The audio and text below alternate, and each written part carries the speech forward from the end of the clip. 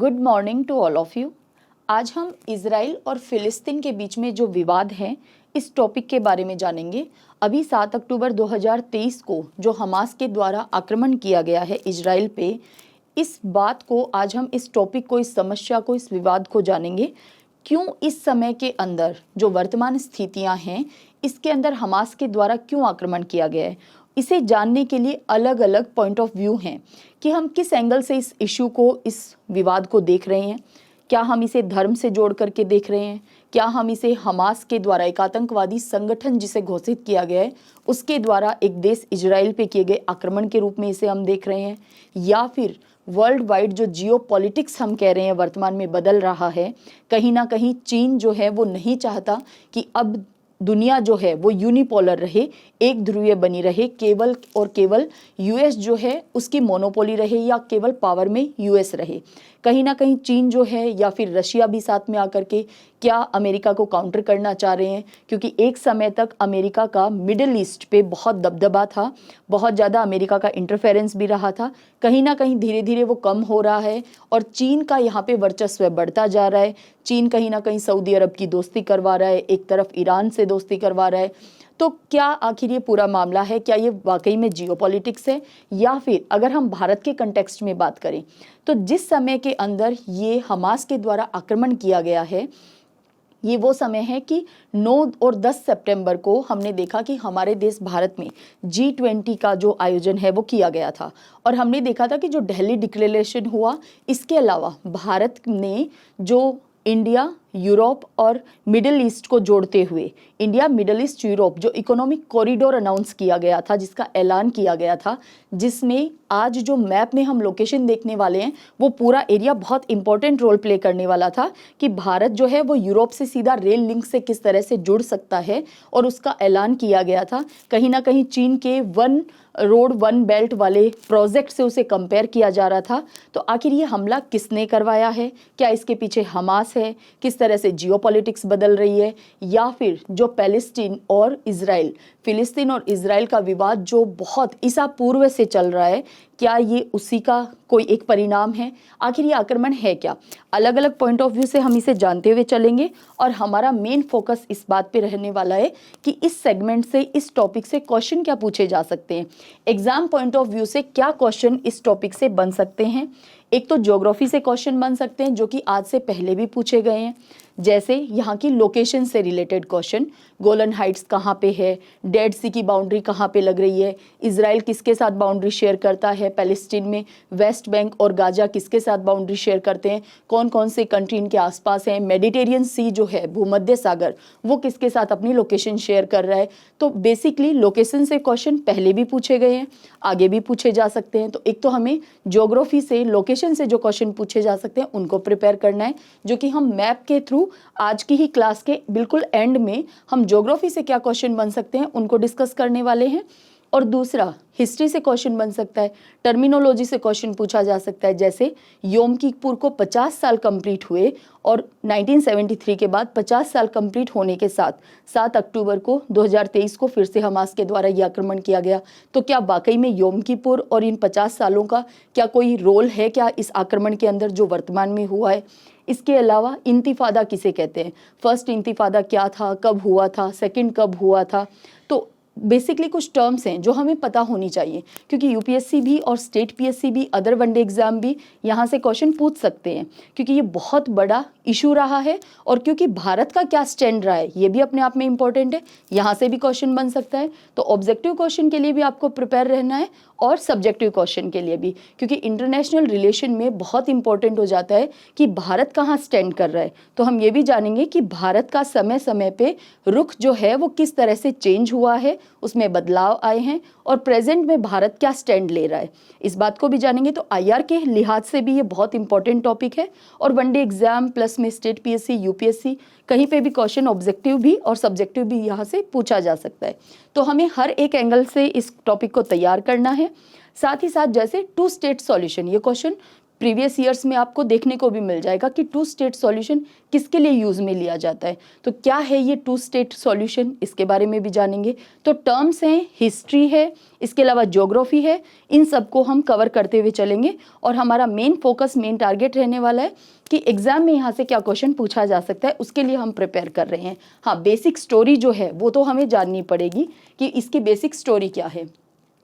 यहाँ पे आपको दिखाई दे रहा है वो इलाका, वो एरिया जो प्रेजेंट में विवाद का क्षेत्र बना हुआ है पूरा का पूरा। देखिए यहाँ पे आपको ये इजराइल दिखाई दे रहा है। अभी हम एंड में बकायदा इजराइल की लोकेशन, किसके साथ बाउंड्री शेयर कर रहा है, कौन सी वाटर बॉडीज यहाँ पे हैं और कौन सी इंपॉर्टेंट लोकेशन यहाँ पे है, उसके बारे में बात करने वाले हैं। लेकिन क्योंकि हम बार बार अब इजराइल पैलेस्टीन की बात करेंगे तो एटलीस्ट आपको एरिया पता होना चाहिए। आपको यहाँ पे भी दिखाई दे रहा है, आप साथ में अपना मैप भी ओपन कर सकते हैं और साथ साथ देखते हुए चल सकते हैं। ये आपको इजराइल दिखाई दे रहा है जो कि पूरी तरह से एक तरफ से बाउंड्री मेडिटेरियन सी के लग रही है, दूसरी तरफ से जो सिनाई पेनिनसुला प्रायद्वीप है इजिप्ट का, इसके लग रही है। एक तरफ ये आपको जॉर्डन जो कंट्री है वो दिखाई दे रहा है, ये आपको सीरिया की बाउंड्री दिखाई दे रही है और ये है लेबनान देश जिसके साथ इजराइल की बाउंड्री लग रही है। इसी के अंदर अब यहाँ पे है वेस्ट बैंक और गाजा पट्टी, क्योंकि ये नाम क्लास स्टार्ट होने के साथ ही स्टार्ट होने वाले हैं तो इनकी लोकेशन पता होनी चाहिए। ये यहाँ पे गाजा स्ट्रिप जहाँ से आक्रमण स्टार्ट हुआ है 7 अक्टूबर 2023 को, हमास ने यहाँ से मिसाइल दागना स्टार्ट किया था इजराइल के ऊपर, और ये है वेस्ट बैंक। अब इसका नाम वेस्ट बैंक ही क्यों है ये भी बात हम जानेंगे। तो गाजा स्ट्रिप और वेस्ट बैंक कहाँ पे लोकेटेड है, इजराइल की क्या लोकेशन है, ये हमने देख लिया। ये इजराइल को थोड़ा सा बड़े मैप में दिखाया गया है। ये यहाँ पे दिखाई दे रहा है, ये डेड सी, मृत सागर है, और यहाँ पे ये पूरा मेडिटेरियन सी आपको दिखाई दे रहा है जो बाउंड्री लग रही है, और ये पूरा मैप है इजराइल का। ये इजराइल का जो फ्लैग है ये फिलिस्तीन का फ्लैग है। ये भी आपको पता होना चाहिए कितने कंट्री हैं जो इजराइल को रिकॉग्नाइज करते हैं एज ए कंट्री, और कितने देश हैं दुनिया में जो कि पैलेस्टीन को, फिलिस्तीन को, हिंदी में हम फिलिस्तीन कह देते हैं, इंग्लिश में पैलेस्टाइन, तो फिलिस्तीन को कितने देश हैं जो मान्यता देते हैं, और क्या भारत इनको मान्यता देता है, और मान्यता देने का मतलब क्या है, किसी भी देश को मान्यता देना क्या होता है। तो इन सब बातों के बारे में हम जानेंगे। सबसे पहले स्टार्ट करते हैं कि आखिर ये झगड़ा जो है, ये विवाद जो है वो स्टार्ट कहाँ से हुआ। तो बहुत बेसिक टर्म्स में हमें पता है कि ये लड़ाई बेसिकली जो चल रही है वो इस बात को लेकर चल रही है कि यहाँ पे यहूदियों का जो देश इजराइल है, यहाँ पे यहूदी कम्युनिटी जो बस चुकी है, जिन्होंने अपना देश इजराइल बना लिया है, वो आखिर यहाँ पे कब से हैं और वो आखिर यहाँ पे क्यों हैं। जितने भी मुसलमान देश हैं, जितने भी अरब कंट्रीज हैं, वो सभी यही क्वेश्चन खड़ा कर रहे हैं कि यहाँ पे यहूदी आए कैसे। तो सबसे पहले हमें ये जानना होगा कि इस एरिया में यहूदी रहते थे या इस एरिया में मुसलमान रहते थे, इस्लाम धर्म को मानने वाले रहते थे, यहाँ पे रहता कौन था। बेसिकली इतिहास में ये इलाका, ये एरिया किसके पास था। तो अगर हम हिस्ट्री को, अब यहाँ पे फिर से एक क्वेश्चन मार्क है। देखिए इस पर्टिकुलर टॉपिक के अंदर बहुत सब टॉपिक हैं, जैसे हम इतिहास को कहाँ से जानना स्टार्ट करें, कब से हम ये जानना स्टार्ट करें कि यहाँ पे यहूदी रहते थे या इस्लाम धर्म को मानने वाले लोग रहते थे, ये हमें कब से देखना है। हमें 1948 से देखना है, जब ये पार्टीशन किया गया था, जब ब्रिटिश कॉलोनी हुआ करता था पहले पैलेस्टीन, ये वाला इलाका ब्रिटिश के अंडर में था, तब से हमें देखना है, या फिर उससे कुछ और पहले लगभग 1517 से हमें देखना है, जब यहाँ पे ओटोमन एम्पायर ने आक्रमण किया था, ओटोमन एम्पायर के कंट्रोल में एरिया था, या फिर हम इससे और थोड़ा पहले चले जाए। और पहले जाने की बात है कि 7th सेंचुरी के अंदर, 7वीं शताब्दी के अंदर, जब यहाँ पे अरब कंट्रीज के द्वारा आक्रमण किया गया और यहाँ पे इस्लाम धर्म जो है उसी का प्रचार प्रसार, उसी के लोगों ने यहाँ पे रहना स्टार्ट किया। क्या हम तब से स्टार्ट करें या फिर हम उससे थोड़ा और पहले चले जाते हैं। और पहले का मतलब क्या हम 1187 के लगभग में चले जाएं क्या, जब यहाँ पे ईसाइयों का राज हुआ करता था। 1187 से पहले की अगर हम बात करें तो यहाँ पे क्रिश्चियनिटी, ईसाइयों का पूरी तरह से यहाँ पे कंट्रोल था। उससे भी और पहले जाएं, यानी क्रोनोलॉजी में हम इस विवाद को कहाँ से स्टार्ट करें, ये अपने आप में एक क्वेश्चन मार्क है। तो हम समझते हुए चलते हैं कि आखिर ये सीक्वेंस किस तरह से था। फिर आप खुद डिसाइड करना कि आपको इस हिस्ट्री को कहाँ से देखना है, कौन से सन से आप इसे देखना चाह रहे हैं। ठीक है, कि आपको लगे कि यहाँ से देखेंगे या यहाँ से समझेंगे तो इस विवाद की जो जड़ है, जो इस इशू को स्टार्ट होने का जो कारण है, वो हमें समझ में आ सकता है। ठीक है, it's completely up to you कि आप इसे कौन से एंगल से देखना चाह रहे हैं, हम हर एक पॉइंट ऑफ व्यू पे बात करेंगे, धर्म पे भी, जियोपॉलिटिक्स पे भी, और प्रेजेंट में जो आतंकवादी संगठन है उसके द्वारा किया गया आक्रमण, इसे हम कह सकते हैं क्या, इस पॉइंट ऑफ व्यू से भी हम इसे जानेंगे। देखिए, अगर हम बात करें 1000 ईसा पूर्व की, हम बात कर रहे हैं बिफोर कॉमन एरा की, ईसा पूर्व की, तो 1000 ईसा पूर्व में यहाँ पे 100% यहूदी लोग रहते थे। ध्यान देना है, 100% यहूदी लोग रहते थे। इसके बाद अगर हम बात करें, लगभग हम बहुत आगे की डेट लेके चल रहे हैं सीधे, कारण क्या है, बहुत शॉर्ट में इसे डिवाइड नहीं कर रहे हैं, ठीक है, इस टाइम लाइन को हम बहुत गैप में डिवाइड कर रहे हैं। हमने सबसे पहले 1000 ईसा पूर्व पे बात की, बिफोर कॉमन एरा, ईसा पूर्व। इसके बाद हमने कहा 597 अगर ईसा पूर्व की हम बात करें, 597 ईसा पूर्व की, तो इस समय में बेबीलोनिया ने आक्रमण कर दिया था इस वाले क्षेत्र के ऊपर।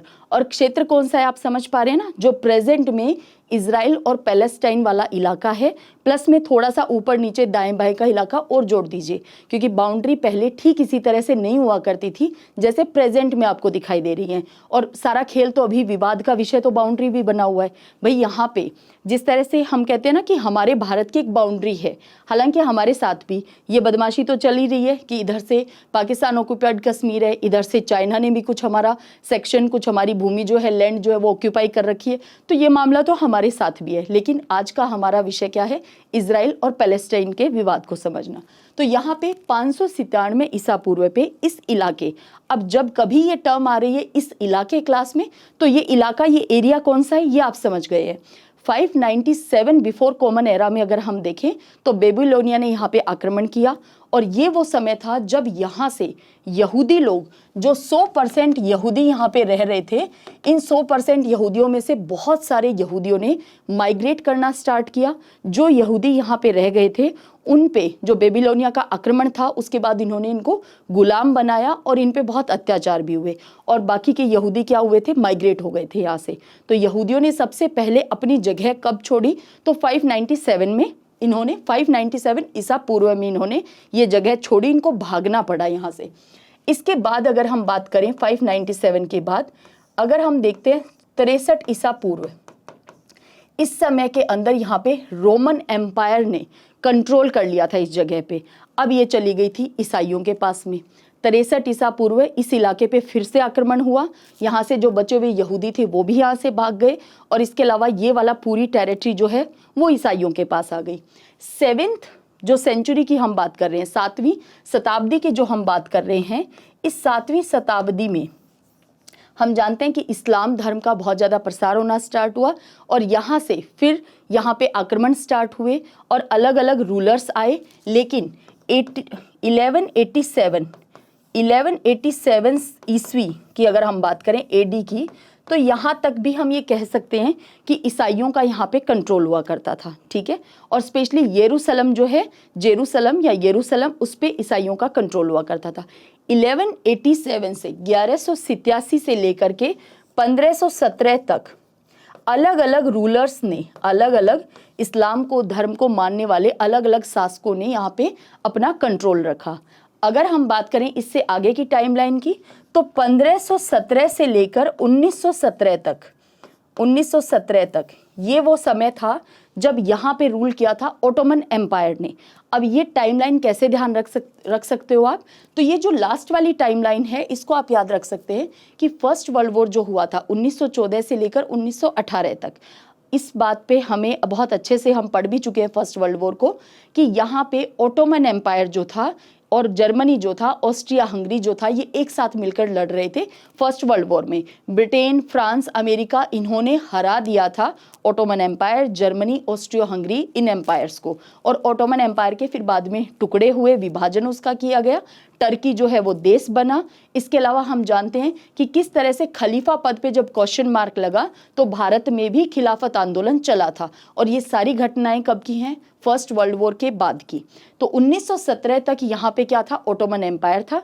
1917 के बाद में इस टेरिटरी को, इस एरिया को, जो हमने लोकेशन देखी Israel, Palestine, Jordan, Syria, Lebanon, Egypt, ये वाली जो पूरी लोकेशन देखी, इसको बांट लिया था फ्रांस और ब्रिटेन ने। उस एग्रीमेंट के बारे में अभी हम जानेंगे सीक्वेंस वाइज, ठीक है। लेकिन एक रफ आइडिया आपको होना चाहिए कि अब आप इतिहास को कहाँ से देखना स्टार्ट करना चाह रहे हैं। क्या आप तब से चाह रहे हैं जब 7वीं शताब्दी के अंदर अरबों ने यहाँ पे आक्रमण किया और इस एरिया को धीरे धीरे अपने कंट्रोल में लेना स्टार्ट किया, या फिर आप इसे चाह रहे हैं 1948 से स्टार्ट करना, जब यूनाइटेड नेशन ने ये पास हो गया कि यहाँ पे 2 स्टेट सॉल्यूशन है, यहाँ पे 2 स्टेट बनेंगे, एक इजराइल बनेगा, एक पैलेस्टाइन बनेगा। इस बात पे मुहर लगा दी थी यूएन ने। तो क्या हम 1948 से इस विवाद को स्टार्ट करें, ये आप पे है, लेकिन हम पूरा समझते हुए चलेंगे, ठीक है। तो सबसे पहले यहाँ पे यहूदियों का ही जो एरिया था, यहाँ पे यहूदी लोगों की ही पॉपुलेशन थी। धीरे धीरे धीरे वो रिड्यूस हुई। क्यों रिड्यूस हुई, हमने बहुत ब्रीफ में, बहुत शॉर्ट में जान लिया है। इसके बाद यहाँ पे किस तरह से मुसलमानों ने अपना कंट्रोल लिया, यहाँ पे आबादी जो थी वो इस्लाम धर्म को मानने वाली बढ़ गई थी। अगर हम बात करें 1917 की, यहाँ पे लगभग 91% के आसपास जो है वो इस्लाम धर्म को मानने वाले लोग हो गए थे। कब से? 1000 ईसा पूर्व, जहाँ पे 100% यहूदी थे। 1917 जहाँ पे केवल 91%, सॉरी केवल 9%, 8 to 9% ही यहूदी रह गए थे। तो यहूदी किस तरह से ज़्यादा थे और कम हुए, ये कहानी समझ में आ गई। अब एक कहानी 1917 से लेकर 2023 तक की, कि फिर से यहाँ पे किस तरह से यहूदियों की पॉपुलेशन जो है वो बढ़ चुकी है। इस बात को अब हम डिटेल में जानेंगे। देखिए हुआ क्या था, अगर हम इसे मॉडर्न हिस्ट्री कहें या फिर कहें कि अभी के रिसेंट के सिनेरियो को हम समझना चाह रहे हैं कि एक बार जब यहूदी यहाँ से चले गए इस एरिया से, तो आखिर उन्होंने यहाँ पे वापस आने का क्यों सोचा, ये क्वेश्चन मार्क लग सकता है। एक समय में 1000 ईसा पूर्व यहाँ पे 100% यहूदी थे, बाद में यहूदी यहाँ से चले गए, माइग्रेट कर गए। बेबीलोनिया का आक्रमण हुआ, रोमन आक्रमण हुए, अरबों के आक्रमण हुए, ओटोमन एम्पायर यहाँ पे आ गया, यहूदी यहाँ से चले गए। वापस क्यों आए, इस बात पे बात करते हैं। तो देखिए एक समय वो था कि जिस समय में जो नेशनलाइजेशन, राष्ट्रीयकरण, या राष्ट्रीयकरण नहीं, राष्ट्र भावना हमें कहना ज़्यादा ठीक रहेगा, राष्ट्र भावना का उदय हुआ, नेशनलिज्म का। जैसे ब्रिटिशर्स कहने लगे कि ब्रिटेन जो है वो ब्रिटिशर्स के लिए है, फ्रांस जो है वो फ्रेंच लोगों के लिए है, यानी कहीं ना कहीं खुद का एक नेशनल होम, ऐसी एक परिकल्पना सामने आई। उससे पहले तो ना देश हुआ करते थे, ना बाउंड्री हुआ करती थी, ना राष्ट्रीय भावना हुआ करती थी। अब ऐसे समय के अंदर अगर हम टाइमलाइन को जानना चाहें तो लगभग 1880 के बाद से यहूदियों के दिमाग में भी एक क्वेश्चन लगना स्टार्ट हुआ कि हम तो पूरे यूरोप में फैले हुए हैं, रशिया में भी हम पे अत्याचार होते हैं, यूरोप के अदर कंट्रीज में भी हम पे अत्याचार होते हैं। यहूदी जो कम्युनिटी है, जो ज्यूज कम्युनिटी है, जो यहूदी समुदाय है, इसके बारे में आपको 2 फैक्ट पता होने चाहिए। पहला ये कि क्रिश्चियन जो हैं, ईसाई धर्म के जो लोग हैं, वो यहूदियों को खास पसंद नहीं करते। और उसका कारण क्या है कि ईसाइयों को ये लगता है कि जो ईसा मसीह है उनकी हत्या जो यहूदियों ने की थी, तो ये हमारे ठीक विरोधी लोग हैं, यहूदियों को वो पसंद नहीं करते हैं। दूसरा बड़ा कारण कि यहूदियों को और क्यों नापसंद करते हैं, यूरोप में भी, अन्य देशों में भी इन पे बेसिकली बहुत अत्याचार हुए हैं। अगर हम इतिहास को खंगालें तो यहूदी वो कम्युनिटी है जिस पे अत्याचार बहुत हुए हैं। क्यों हुए? एक तो क्रिश्चियनिटी या ईसाई धर्म के लोग इन पे क्यों अत्याचार करते? ईसा मसीह के चलते। इसके अलावा यहूदी कम्युनिटी जो है ये बहुत थोड़े हैं, एक दूसरे से बहुत यूनाइट में, बहुत एकता के साथ, यूनिटी के साथ रहते हैं। प्लस में बहुत मेहनती होने के कारण इनका जो इंटरेस्ट है, या हम कहें कि इनके पास जो रिसोर्सेज पे इनका जो दबदबा है, वो हर एक देश में अच्छा खासा है। सोचिए भारत में केवल 8000 यहूदी रहते हैं, उनमें से भी आपको महाराष्ट्र, बम्बई में सबसे ज़्यादा यहूदी मिलेंगे, जिसे हम कहते हैं हमारी जो फाइनेंस कैपिटल, इकोनॉमिक, आर्थिक, जिसे राजधानी हम कहते हैं मुंबई को। तो यहाँ पे अब आप समझ सकते हैं कि आर्थिक संसाधनों पे यहूदियों ने हमेशा से अपना कब्जा रखा है। तो ये भी एक कारण है, इस समुदाय से ये लोग, बाकी जो अन्य कम्युनिटी हैं वो कहीं ना कहीं थोड़ा सा ज्वेलस होती हैं। तो कुल मिलाकर यहूदियों पे अत्याचार बहुत हुए हैं। 1880 में इनमें भी नेशनल होम जैसी एक फीलिंग जागृत हुई, एक राष्ट्र हमारा भी होना चाहिए, ऐसा इनको भी लगने लगा। 1880 के अंदर आते आते यहाँ पे हुआ क्या कि इन यहूदियों ने कहा कि आखिर फिर हमारा नेशनल होम है क्या। यूरोप में अलग अलग देशों में हम बहुत थोड़े थोड़े रहते हैं और इसके अलावा हम पे अत्याचार भी खूब होते हैं, तो यहाँ पे इन्होंने कहा हमारा नेशनल होम है पैलेस्टाइन। देखिए, यहूदियों ने कहा कि हमारा जो नेशनल होम है वो है पैलेस्टाइन, फिलिस्तीन है हमारा नेशनल होम। क्यों है? तो इनकी जो हिब्रू बाइबल है उसमें बाकायदा कहा भी गया है, और इन्होंने कहा 1000 ईसा पूर्व में अगर हम देखें तो हम वहीं पे रहते थे, उसी जगह पे। देखिए, इन्होंने यहाँ पे 1897 के अंदर थियोडर हजल के नेतृत्व में ये सारे यहूदी इकट्ठा हुए स्विट्जरलैंड के अंदर। इन्होंने कहा भाई हमारा नेशनल होम क्या है, तो यहाँ पे बात सामने आई कि हमारा नेशनल होम है जो है पैलेस्टाइन, फिलिस्तीन है। अब यहाँ पे आधुनिक, देखिए जो थियोडर हजल है उन्हें कहा जाता है आधुनिक राजनीतिक यहूदीवाद का जनक, father of modern political Zionism.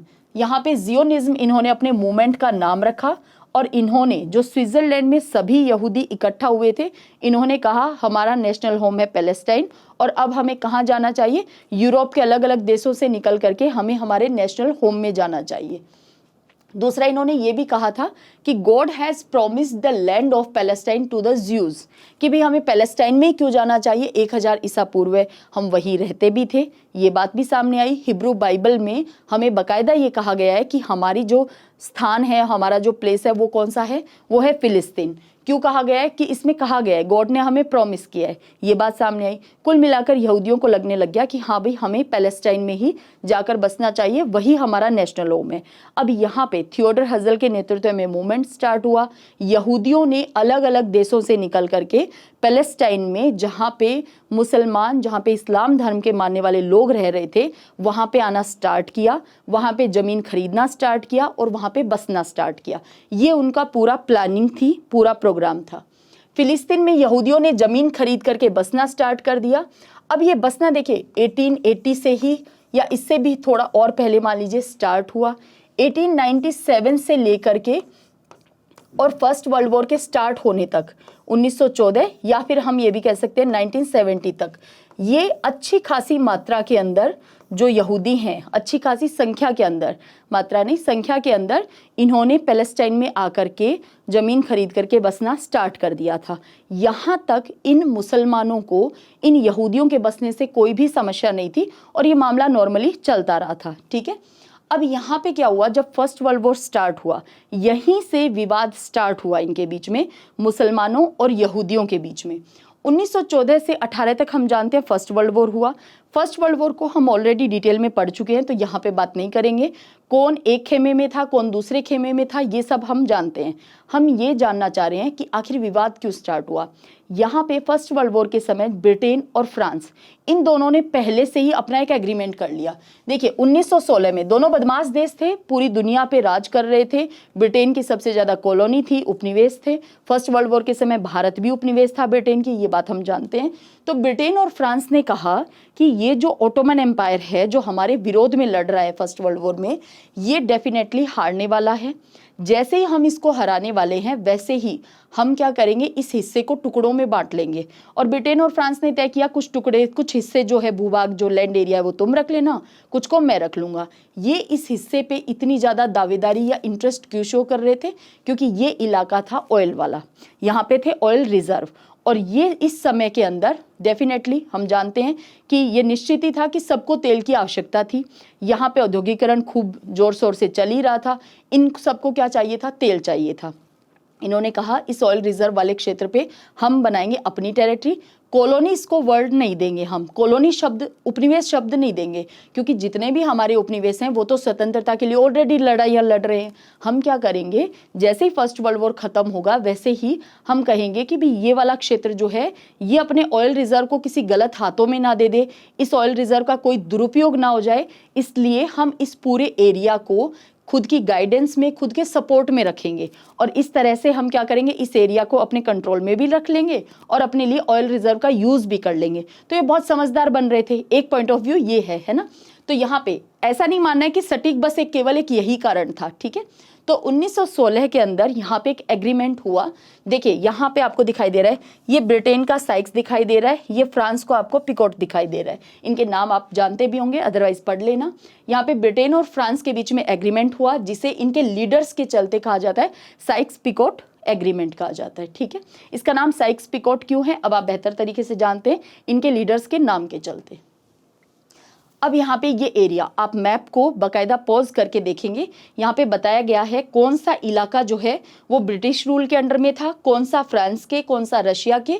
तो ये सारी चीज़ें बताई गई हैं आपको। आर्मेनिया, सीरिया, इराक, ये दिखाई दे रहा है कुवैत, यहाँ पे ये पूरा एरिया, और ये मेडिटेरियन सी आपको दिखाई दे रहा है। क्लास के एंड में तो हम मैप को देखेंगे ही, ये आपको पूरा दिखाई दे रहा है मेडिटेरियन सी का पार्ट। ठीक है, और ये जो इलाका आज हम डिस्कस कर रहे हैं वो ये रहा। अब यहाँ पे ये एग्रीमेंट साइन हो गया ब्रिटेन और फ्रांस के बीच में। अब हम जानते हैं कि यहाँ पे यहूदियों के साथ भी, क्योंकि यहूदी सपोर्ट कर रहे थे ब्रिटिशर्स को, तो ब्रिटेन ने क्या किया, यहूदियों के साथ भी एक एग्रीमेंट कर लिया, Balfour declaration by UK in 1917। 1917 world war के खत्म होने से पहले ये एग्रीमेंट कर लिया। इस एग्रीमेंट में क्या था, the establishment in Palestine of A national home for Jews people, कि यहूदियों को कहा कि हाँ ठीक है, हम आपके लिए आपका एक नेशनल होम, आपकी एक जगह ये बसा देंगे, एक देश, कहाँ पे, फर्स्ट वर्ल्ड वॉर के खत्म होने के बाद, और वो भी कहाँ पे, पैलेस्टाइन में। अब जूज इस बात से खुश थे कि हम तो यही चाहते थे कि ये हमारा नेशनल होम बन जाए। उनको एक वादा भी कर दिया, एक प्रॉमिस भी कर दिया, एक एग्रीमेंट भी हो गया। अब यहाँ पे हम सभी जानते हैं जैसे ही फर्स्ट वर्ल्ड वॉर खत्म हुआ, लीग ऑफ नेशंस जो है वो आया अस्तित्व में, एग्जिस्टेंस में आया। ये इसका लोगो भी दिया गया है लीग ऑफ नेशंस का, जो कि फेल हो गया। क्यों? क्योंकि सेकेंड वर्ल्ड वॉर हो गया था। इसका काम ही क्या था कि दुनिया में शांति बनी रहे, सबसे पहला तो यही कारण था इसको बनाने का। शांति बनी नहीं रही, even second world war start हो गया था। कुल मिला के अभी हम ये जान रहे हैं कि यहाँ पे आखिर विवाद कैसे स्टार्ट हुआ। अब 1920 के अंदर ब्रिटिशर्स ने एक मैंडेट ऑफ पैलेस्टाइन, जो कि पहले से तय था, 1916 में जो साइक्स पिकोट एग्रीमेंट हुआ था उसी में तय था, उसी को ये ले आए, अमली जामा पहना लाए, उसी को इन्होंने एग्जीक्यूशन में ले आए। इन्होंने कहा हम एक मैंडेट लेकर आ रहे हैं, एक व्यवस्था लेकर आ रहे हैं। इस व्यवस्था को इन्होंने क्या किया बेसिकली, कि ये जो फिलिस्तीन वाला पार्ट था, ये जो जॉर्डन वाला पार्ट था, ये ले लिया था किसने, ब्रिटेन ने। इजिप्ट ऑलरेडी ब्रिटेन की कॉलोनी हुआ करता था। सीरिया और लेबनान को ले लिया था फ्रांस ने। बेसिकली इन्होंने ऑटोमन एम्पायर को बांट दिया था, टर्की को नया देश बना दिया था, वो नई न्यू स्टेट था। और इसके अलावा इस एरिया पे किस तरह से कंट्रोल कर लिया था ब्रिटेन ने और फ्रांस ने। ठीक है, कौन से, इस 1920 के मैंडेट के तहत। अब यहाँ पे हम जानते हैं इसके बाद स्टार्ट हुआ सेकेंड वर्ल्ड वॉर। अब 1920 से लेकर के और सेकेंड वर्ल्ड वॉर के स्टार्ट होने के बीच में यहाँ पे दो बातें इंपॉर्टेंट हैं। पहली तो ये कि अब धीरे धीरे यहाँ पे जो लोग थे, जो पहले से पैलेस्टीन में रह रहे लोग थे, उनको लगने लग गया कि ये यहूदी बहुत ज़्यादा संख्या में आकर के रहने लग गए। तो इनके लिए ये गए ब्रिटिशर्स के पास, कहा कि हमारा कंट्रोल आपके पास है, हमारे एरिया पे गाइड करना, सपोर्ट करना, कंट्रोल करना आप कर रहे हो, तो इन यहूदियों को यहाँ से निकालो, ये बहुत ज़्यादा संख्या में यहाँ पे आकर बसने लग गए हैं। तो फिर यहाँ पे ब्रिटेन ने सोचा कि एक तो ऑलरेडी ओटोमन एम्पायर के टूटने से ये सारे अरब और टर्क्स, ये जो मुसलमान हैं, ये नाराज हैं, प्लस में ओटोमन एम्पायर के टूटने से नाराज हैं, खलीफा पद को समाप्त करने के चलते नाराज हैं। अगर हमने इन यहूदियों को जोर जबरदस्ती यहीं पे बसाते रहे और इनके आने पे हमने कोई रोक नहीं लगाई, तो ये जो मुसलमान हैं, ये पूरा का पूरा वर्ग हमारे और ज़्यादा खिलाफ हो जाएगा। और देखिए फर्स्ट वर्ल्ड वॉर ख़त्म हुआ ही था, कोई भी विश्व युद्ध हो या कोई भी दो देशों के बीच युद्ध हो, हमने हमेशा ये बात की है कि वॉर के कारण चाहे कोई देश जीते या हारे, ये मैटर नहीं करता, जान माल का नुकसान सबको होता है। एक तो इकोनॉमिकली भी बहुत बैक चले जाते हैं, और दूसरा अपने यहाँ के लोगों की मृत्यु भी खूब होती है, यानी बहुत लोग मरते हैं वॉर के अंदर। तो हर तरह से हर देश को नुकसान होता है। अभी अभी तो फर्स्ट वर्ल्ड वॉर का नुकसान ब्रिटेन झेल ही रहा था। वो तो चाह रहा था कि इस ऑयल रिजर्व वाले एरिया से, मेरे उपनिवेशों से किसी तरह से मैं इस नुकसान की भरपाई करूं जो नुकसान मुझे फर्स्ट वर्ल्ड वॉर के दौरान हुआ है। तो वो एक और वॉर या कोई कॉन्फ्लिक्ट या कोई विवाद नहीं चाहता था। तो यहाँ पे जैसे ही अरब मुसलमानों ने, टर्क्स मुसलमान बेसिकली यहाँ पे थे, तो इन्होंने जैसे ही कहा कि ये यहूदी क्यों आकर बसने लग गए, और ये तो लगातार बहुत ज़्यादा संख्या में आ रहे हैं, क्योंकि 1920 हो या 1930 हो, इस समय के अंदर भी यहूदी लगातार इसी जगह पैलेस्टाइन में ही आकर बसना चाह रहे थे, बाकी जगह अत्याचार भी हो रहे थे। और हम जानते हैं 1935 जैसे जैसे हिटलर जो है उसका उदय हो रहा था, वैसे वैसे यहूदियों पे अत्याचार बढ़ रहे थे। 1939 से 42 के बीच तो यहूदियों पे अत्याचार का चरम चल रहा था। होलोकास्ट हम सभी जानते हैं, Holocaust in Europe, Holocaust in Germany. तो ये किस तरह से यहूदियों पे अत्याचार चल रहा था, जिसके चलते और ज़्यादा संख्या में यहूदी आ रहे थे। लेकिन जैसे इन्होंने शिकायत की तो उन्होंने कहा ठीक है, हम एक एग्रीमेंट आपके सामने ही लेकर आते हैं। एग्रीमेंट ना कहिए, यूँ कहिए एक डॉक्यूमेंट हम लेकर आते हैं और उसमें हम ये कहेंगे कि भाई ये जो जूस यहूदी आ रहे हैं ये कहीं ना कहीं प्रोहिबिटेड किए जाते हैं पैलेस्टाइन में आने के लिए। तो कहीं ना कहीं मुसलमानों को, यहाँ पे जो इस्लाम धर्म को मानने वाले लोग रह रहे थे, इनको कहीं ना कहीं बैलेंस करने के लिए ब्रिटेन ने ये चाल चली।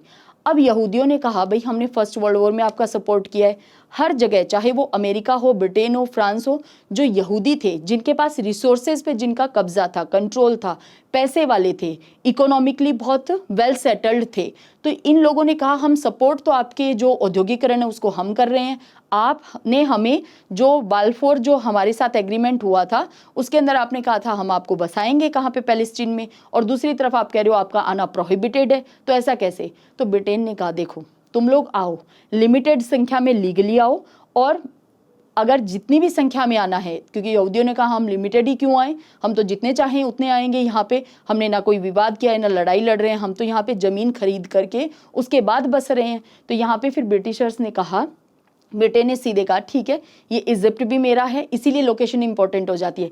इजिप्ट से आ जाओ, फ्रांस के पास सीरिया लेबनान है, मेडिटेरियन सी की रूट से आ जाओ या फिर देशों के रूट से आ जाओ, कैसे भी आ जाओ, आप लोग बसते रहो। ये जो एग्रीमेंट है कि हम जूस को प्रोहिबिटेड कर रहे हैं, रोक रहे हैं आने से, वो तो केवल दिखाने के लिए। यानी कुल मिलाकर के ब्रिटिशर्स ने केवल अपने इंटरेस्ट, अपने हित के लिए इस इशू को रिजॉल्व नहीं किया यहीं पे।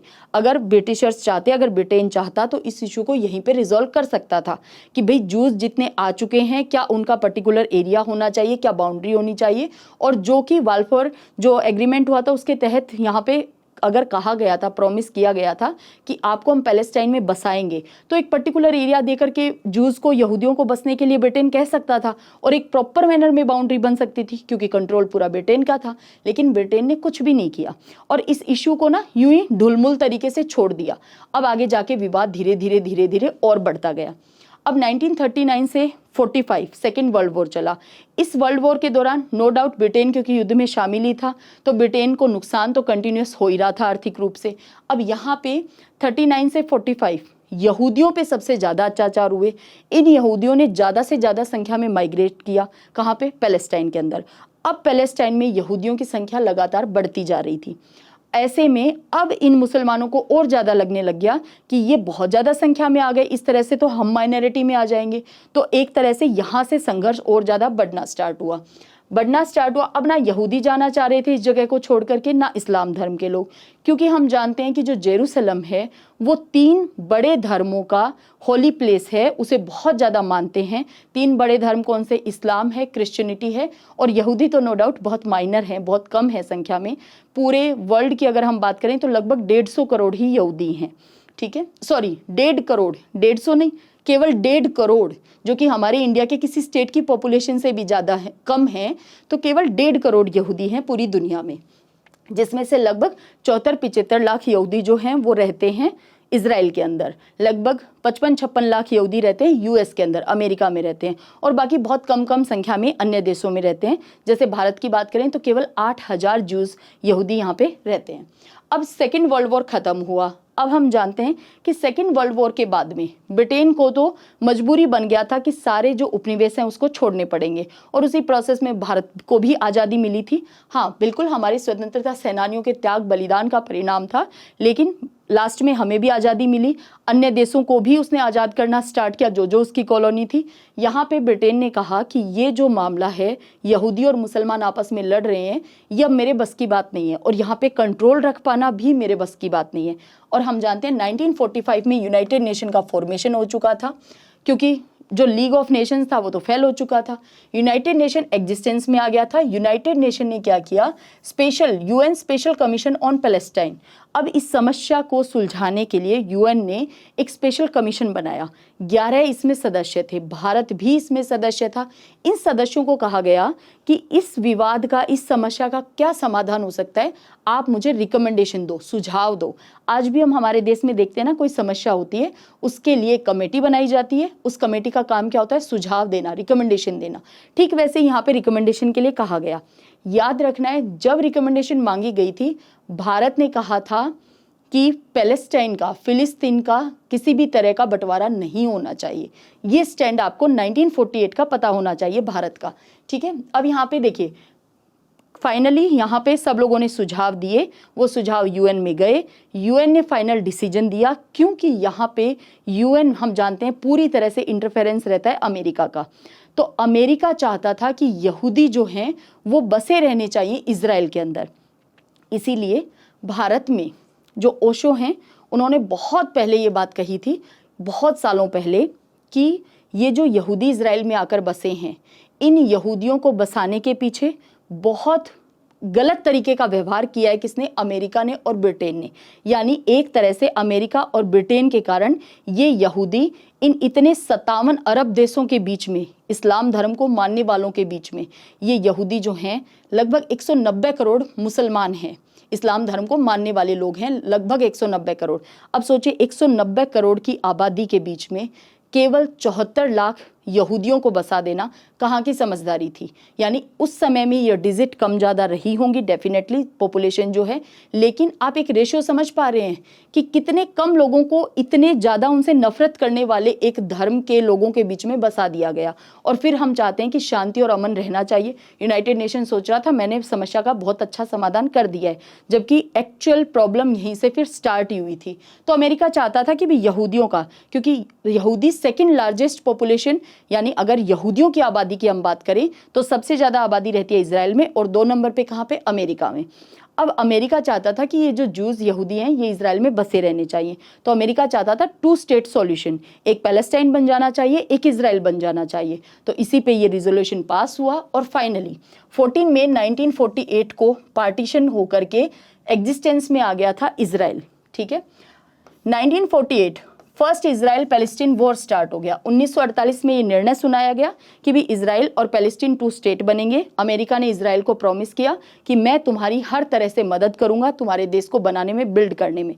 अब यहाँ पे जैसे ही ये पार्टीशन हुआ, विभाजन हुआ, भारत ने विरोध किया, क्योंकि भारत खुद एक विभाजन का दंश ठीक 1 साल पहले 1947 में झेल ही चुका था कि कितना दुख दर्द, कितना दंश, कितनी विडंबना, कितना दर्द पेन होता है कि एक देश का विभाजन कर दिया जाए, उसके लोगों पे कितनी बुरी बीतती है, ये हम सभी जानते हैं। तो भारत तो इसके अगेंस्ट में था कि विभाजन नहीं होना चाहिए।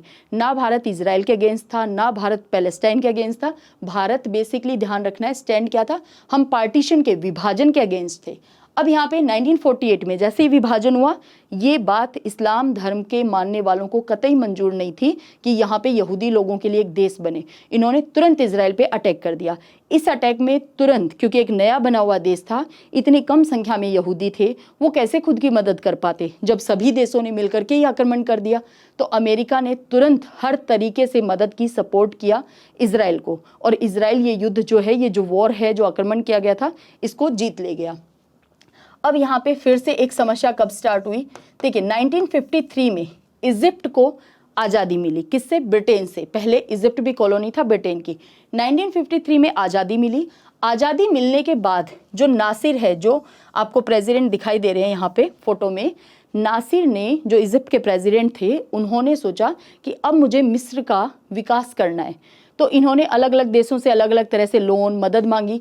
फाइनली इन्होंने क्या किया, 1956 के अंदर, जब कहीं और से मदद वगैरह नहीं मिली, और प्लस में ये चाहते भी थे कि जब हम आज़ाद हो गए हैं, और स्वेज कैनाल की लोकेशन हम फिर से मैप में देख लेंगे, स्वेज कैनाल की लोकेशन इजिप्ट के ईस्ट में आपको पता ही है कि किस तरह से स्वेज नहर है, और रेड सी भी आपको पता है।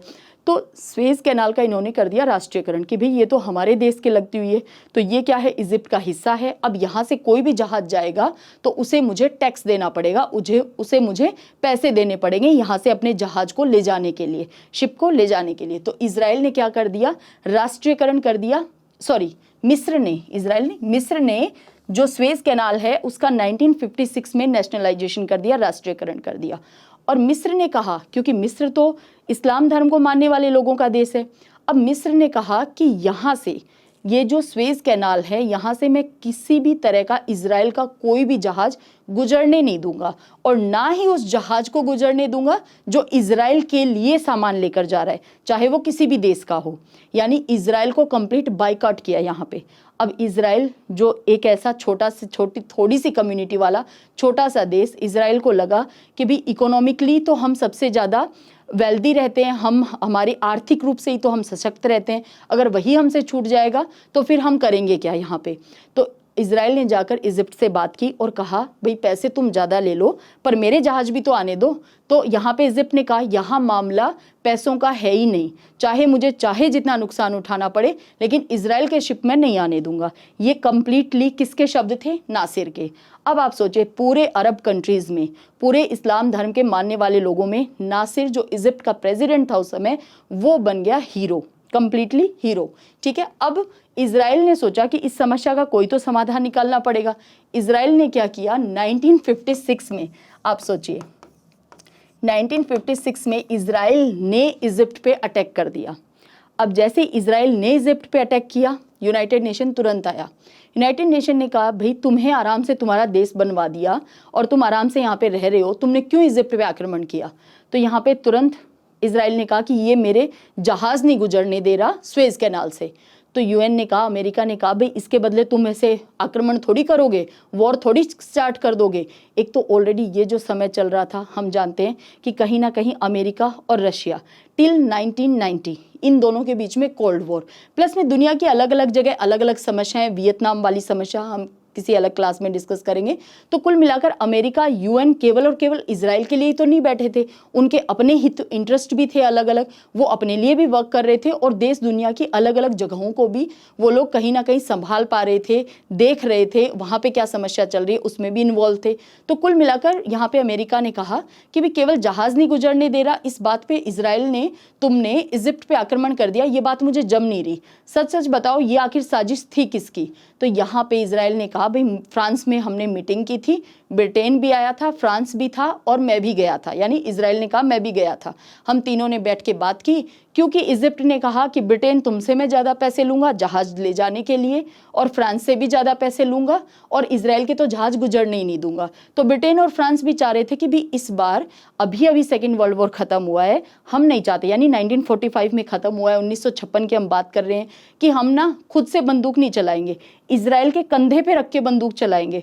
इजराइल को क्या कहा कि तू जाकर के इजिप्ट पे आक्रमण कर दे।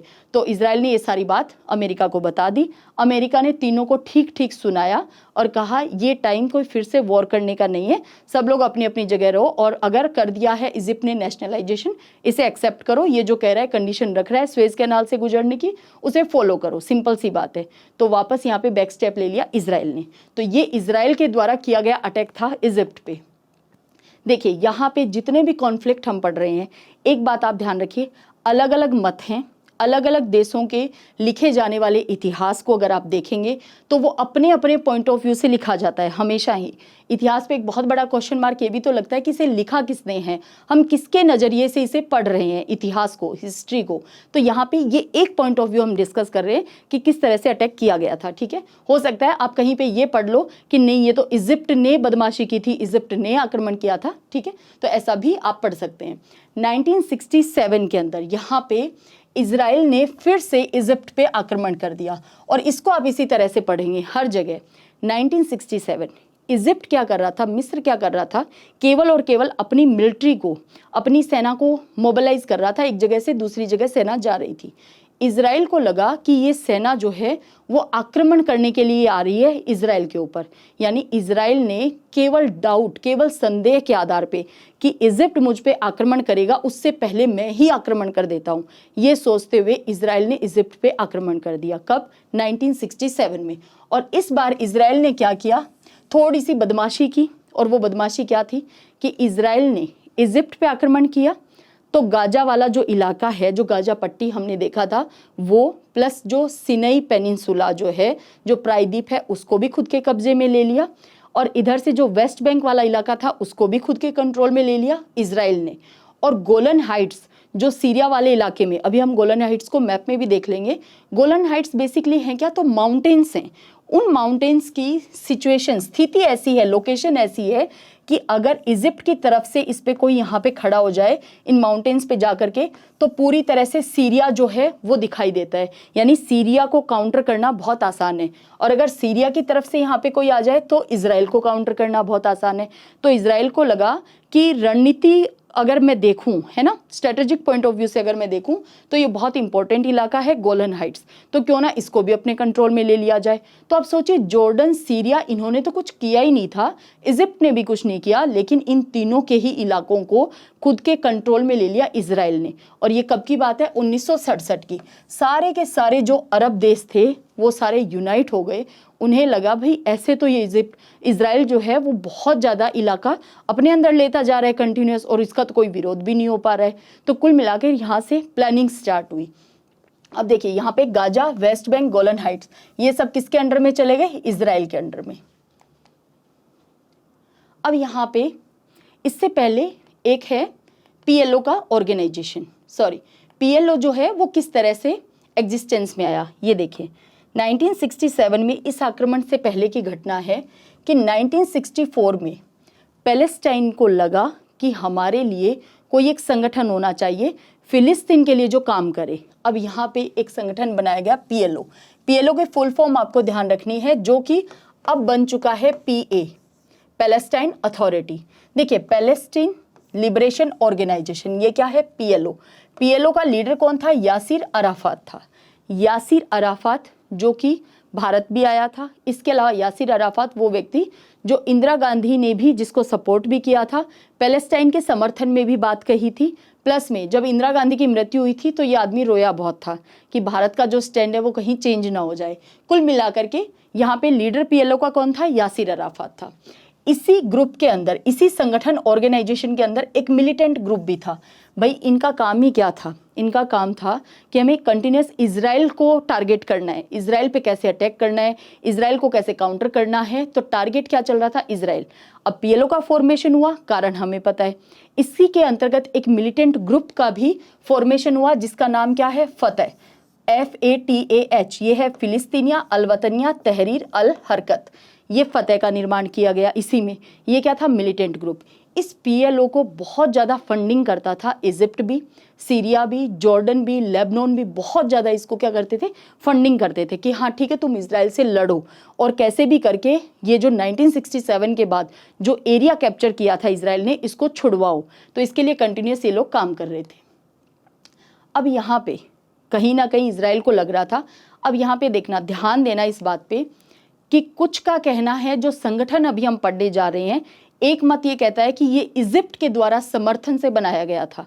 दूसरा मत ये कहता है कि ये इजराइल के ही सपोर्ट से बना हुआ संगठन था। अब इसे देखना क्या है, मुजामा अल इस्लामिया, ये क्या है, एक इस्लामिक चैरिटी है, ठीक है। इसने 1973 में गाजा में शेख अहमद यासीन के द्वारा इसको स्थापित किया गया था। इसका नाम ध्यान रखना है, इसको मुजामा अल इस्लामिया, MAS से याद रख सकते हैं आप, मुजामा अल इस्लामिया, ये बनाया गया। इसका लीडर कौन था, शेख अहमद यासीन था। 1973 में इसे बनाया गया था। एक मत कहता है इजिप्ट ने इसे सपोर्ट किया, एक मत कहता है इजराइल ने इसे सपोर्ट किया। ये संगठन, ये ऑर्गेनाइजेशन करता क्या था, मुजामा अल इस्लामिया जो है वो ये जो फिलिस्तीन वाला इलाका था, बेसिकली गाजा वाला जो इलाका था, इस इलाके में ये हॉस्पिटल बनवा रहा था, स्कूल बनवा रहा था, यूनिवर्सिटी बनवा रहा था, क्लब बनवा रहा था, बेसिकली चैरिटी के काम कर रहा था, भलाई के काम कर रहा था। और क्योंकि ये खुद भी इस्लाम धर्म का, तो इस नाते जो वहाँ पे रहने वाली कम्युनिटी थी, तो वो ये सोच रहे थे, यानी मुसलमान ये सोच रहे थे सभी कि ये हमारे लिए काम करने वाला एक ऑर्गेनाइजेशन है जो हमारे वेलफेयर के लिए काम कर रहा है। लेकिन इसे बैक सपोर्ट किसका मिल रहा था, इजराइल का मिल रहा था कि तुम तो काम करो। अब यहाँ पे इसे कहते हैं काउंटर में बनाया गया था, किसके काउंटर में, पीएलओ के काउंटर में इसे बनाया गया था, इस वाले संगठन को। ऐसा कहा जाता है, ठीक है, क्योंकि हम ये स्टोरी जानने वाले हैं कि ये जो हमास ने आक्रमण किया है पैलेस्टीन के, तो हमने देख लिया कि किस तरह से यहूदियों को इन मुसलमानों ने एक्सेप्ट नहीं किया एक समय के बाद और ये लड़ाई स्टार्ट हुई। लेकिन अभी हम बात करें ये हमास कहाँ से आया, क्योंकि 7 अक्टूबर 2023 को जो आक्रमण हुआ है वो हमास ने किया है। अब यहाँ पे देखिए, Mujama started to offer clinics, blood banks, day care, medical treatment, meals and youth clubs. तो इसने स्टार्ट कर दिया 6 अक्टूबर को। अब यहाँ पे फिर से इस डेट पे ध्यान देना, 1973 की हम घटना को डिस्कस कर रहे हैं। बेसिकली अक्टूबर का महीना जो यहूदी लोग हैं, जूस हैं, उनके लिए बहुत ऑस्पिशियस डे होता है, ये ऑस्पिशियस मंथ होता है। 6 अक्टूबर को ये मनाते हैं योम किपुर, अपना एक त्योहार कह लीजिए, अपना न्यू ईयर कह लीजिए, योम किपुर इसका नाम है। 6 अक्टूबर 1973 की ये घटना है जब इजराइल में यहूदी सारे के सारे अपना त्योहार मना रहे थे। ऐसे में इन सभी अरब कंट्रीज़ ने मिल करके आक्रमण कर दिया इजराइल पे, और ये 1973 की घटना है। 2023 में इसको पूरे 50 साल हुए हैं। आप देख पा रहे हैं ये पूरे 50 ईयर्स कंप्लीट हुए हैं। कुल मिलाकर 1973 में आक्रमण किया। अब यहाँ पे सभी अरब देशों ने मिलकर इजराइल पे आक्रमण किया। अमेरिका ने तुरंत सपोर्ट कर दिया इजराइल का। यहाँ पे अरब देशों को फिर से डिफीट मिली, ये फिर से हार गए। सोचिए एक छोटे से देश इजराइल जिसमें बहुत कम आबादी के यहूदी, बहुत कम संख्या में यहूदी लोग रहते हैं, अमेरिका के सपोर्ट से इन सभी अरब कंट्रीज़ को हरा दिया इन्होंने। अब यहाँ पे अरब कंट्रीज़ ने अपनी एक मीटिंग बुलाई और कहा कि इस एक अदना से देश से, छोटी सी संख्या में रहने वाले लोगों से हम हर बार हार जाते हैं। ऐसा हमारे पास क्या कमी है? हमारे पास हथियारों की कमी है, लीडरशिप की कमी है, आखिर हमारे पास कमी किस चीज़ की है? तो किसी ने उनको कहा कि किसी चीज़ की कमी नहीं है, जो अमेरिका है ना, वो जब इजराइल की मदद कर रहा है इस वजह से हम हार रहे हैं। तो फिर इन सारे देशों ने मिलकर कहा तो अमेरिका को काउंटर करो। फिर तो अमेरिका को काउंटर करने के लिए इन्होंने क्या किया, इसे कहते हैं ऑयल एम्बार्गो। यानी अगर एम्बार्गो कहते हैं किसी को ट्रेड से बाइकआउट कर देना, व्यापार से आपने किसी को प्रतिबंधित कर दिया, बाइकआउट कर दिया। तो यहाँ पे इन्होंने तेल के लिए प्रतिबंध लगा दिया अमेरिका पे कि भाई ऑयल हमसे ले रहे हो, सपोर्ट इजराइल को कर रहे हो, हम नहीं देंगे तेल। अब इसे कहते हैं ऑयल एम्बार्गो। अब यहाँ पे 1973 की घटना है। In October 1973 the members of the organization of Arab petroleum exporting countries led by King Faisal of Saudi Arab proclaimed an oil embargo targeted at nations that had supported Israel during the Yom Kippur War। तो यहाँ पे दो term आपके सामने हैं। योम Kippur war कब start हुआ था, कब हुआ था? 6 अक्टूबर 1973। और ऑयल एम्बार्गो कब हुआ था, किसके खिलाफ किया था? उन देशों के खिलाफ जो कि इजराइल को सपोर्ट कर रहे थे। सबसे ज़्यादा सपोर्ट अमेरिका कर रहा था। अब यहाँ पे अमेरिका जो है वो हम जानते हैं कि कोई भी देश क्यों ना हो, वो आर्थिक रूप से नुकसान नहीं झेल सकता। ऑयल नहीं मिलना 1973 में बहुत बड़ी घटना थी। कुल मिलाकर के अमेरिका ने बैक स्टेप लिया। इन अरब देशों से बात करने के लिए अमेरिका यहाँ पहुँचा। अमेरिका ने कहा भाई तुम बताओ तुम क्या चाहते हो। तो इन लोगों ने कोई कंडीशन तो रखी नहीं खास, कोई एग्रीमेंट तो, ये डॉक्यूमेंट तो साइन करवा नहीं सके, कोई एग्रीमेंट नहीं बनवा सके, किसी तरह की डिक्लेरेशन ये नहीं करवा सके। इन्होंने सिर्फ क्या किया, ऑयल के जो प्रति बैरल जो दाम थे, जो मनी थी, उसको बढ़ा दिया। यानी प्रति बैरल ऑयल का प्राइस इन्होंने बढ़ा दिया। इतना ही किया सिर्फ। तो अमेरिका देने को तैयार हो गया कि मैं ज़्यादा पैसे दे करके तेल खरीद लूँगा, कोई बात नहीं। अब यहाँ पे अमेरिका एक बात समझ गया था कि इजराइल के साथ जो इनका कॉन्फ्लिक्ट है, इसका कोई सॉल्यूशन तो मिल नहीं रहा है।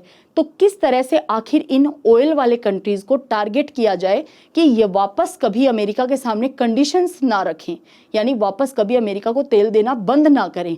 तो इसके लिए क्या किया जाए? तो यहाँ पे अमेरिका ने कहा कि भाई इन देशों को यूं ढूंढो कि ये जितने भी कंट्रीज़ हैं, इनमें से सबसे कमज़ोर अर्थव्यवस्था वाला देश कौन सा हो रखा है, जिसकी अर्थव्यवस्था बहुत डगमगा रही है, प्लस में जो बहुत ज़्यादा सपोर्ट कर रहा है पीएलओ को, उस देश को ढूंढो। तो यहाँ पे सर्च ऑपरेशन चला और इजिप्ट को इन्होंने टारगेट किया, मिस्र को टारगेट किया। और इन्होंने कहा मिस्र की जो हालत है वो लगभग ख़राब होती जा रही है आर्थिक रूप से, और इजिप्ट जो है वो कंट्री है जो पीएलओ को बहुत ज़्यादा सपोर्ट करता है। अब यहाँ पे इस समय में मिस्र का जो लीडर था वो कौन था? मोहम्मद अनवर अल सादत। तो अनवर सादत शॉर्ट में हम कह देते हैं, अनवर सादत यहाँ पे था प्रेसिडेंट। इससे पहले हमने क्या देखा था कि जब इजिप्ट का प्रेसिडेंट नासिर था, तो नासिर हीरो बन चुका था क्योंकि उसने इजराइल को कहा कि तुम्हारे जहाज नहीं जाने दूंगा स्वेज कैनाल से। अब यहाँ पे सादत अनवर मिस्र का, क्योंकि नासिर की मृत्यु हो चुकी थी, सादत अनवर यहाँ का प्रेसिडेंट। देखिए, अगर आप कभी मिस्र की, इजिप्ट की हिस्ट्री पढ़ेंगे तो अपने आप में भी इंपॉर्टेंट है, प्लस में यानी सभ्यता के समय से, सिविलाइजेशन के टाइम से इंपॉर्टेंट है, प्लस में आज़ादी के बाद से और भी इंपॉर्टेंट है। जब आप यहाँ के केवल 5-6 लीडर्स को देखेंगे ना, किस तरह से 12-12, 13-13 साल यहाँ के लीडर जो हैं वो कंटिन्यूस मैनर में बने रहते हैं, तो वो अपने आप में एक अनोखा फैक्ट है। ठीक है, तो इजिप्ट को किसी और दिन जानेंगे, यहाँ के प्रेसिडेंट की लिस्ट को किसी और दिन डिस्कस करेंगे। कुल मिलाकर के अनवर सादत मिस्र का प्रेसिडेंट था। अमेरिका ने इसको बुलाया और कहा तुम्हारे पास 2 ऑप्शन है। तो सादत अनवर ने कहा कौन से 2 ऑप्शन है, कि एक ऑप्शन तो ये कि तुम पीएलओ को सपोर्ट करते रहो, तुम्हारी अर्थव्यवस्था कंप्लीटली खत्म हो जाएगी, तुम्हारे ही लोग तुम्हें पीटेंगे, तुम्हारा विरोध करेंगे, क्योंकि लोगों को एक समय तक धर्म, युद्ध, ये सारी चीज़ों में एक क्रेज फील हो सकता है, उनमें ऊर्जा रह सकती है, लेकिन एक समय के बाद लोगों को अपनी आधारभूत आवश्यकताओं को ही पूरा करना होता है। राइट, तो यहाँ पे सादत अनवर के सामने एक ऑप्शन ये था कि वो अपनी अर्थव्यवस्था को बिल्कुल खत्म होने दे, अपने लोगों का विरोध झेले और पीएलओ का सपोर्ट करता रहे और बचा खुचा पैसा भी पीएलओ को देता रहे।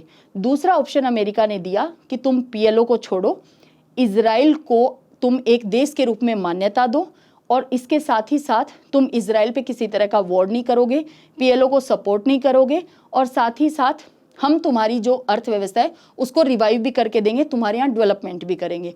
अब और इससे तुम अपनी लोगों के बीच में हीरो भी बन जाओगे। तो अब सादत अनवर को ऑब्वियस सी बात है, जो सेकंड ऑप्शन था वो ज़्यादा बेहतर लग रहा था कि भी कम से कम मैं अपने लोगों का कुछ विकास तो करूं, तो उसने ये ऑप्शन जो है वो मान लिए, है ना। कुल मिला करके ये इसलिए बताया ताकि आपको ये याद रह जाए, है ना। बेसिक बात क्या है कि यहाँ पे इजिप्ट और इजराइल के बीच में ट्रीटी हो गई, और इस ट्रीटी को करवाने वाला कौन था, थर्ड पार्टी कौन थी, मध्यस्थता किसने की, तो वो अमेरिका ने की। इजराइल इजिप्ट पीस ट्रीटी 1979 में ये हुई, लेकिन इसका हर्जाना सादत अनवर को चुकाना पड़ा। हत्या की गई थी बाकायदा सादत अनवर की, क्योंकि उसने ट्रीटी की थी, सिर्फ इसके लिए उसकी हत्या की गई थी।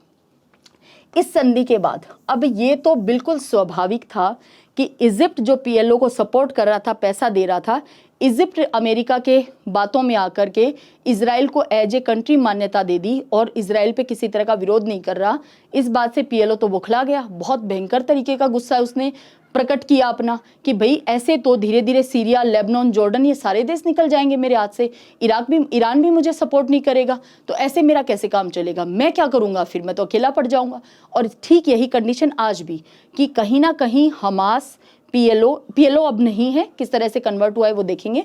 तो यहाँ पे कहीं ना कहीं हमास को लग रहा था कि मेरे इंटरेस्ट की तरफ कोई ध्यान नहीं दे रहा है, चीन जो है वो सऊदी अरब और ईरान की दोस्ती करवा रहा है, इनके बीच में डायलॉग्स बढ़ा रहा है, सऊदी अरब और इजराइल के बीच में डायलॉग्स बढ़ रहे हैं, मुझ पे कोई ध्यान नहीं देगा। तो एक कारण ये भी हो सकता है जो प्रेजेंट में अटैक किया गया है, ठीक है।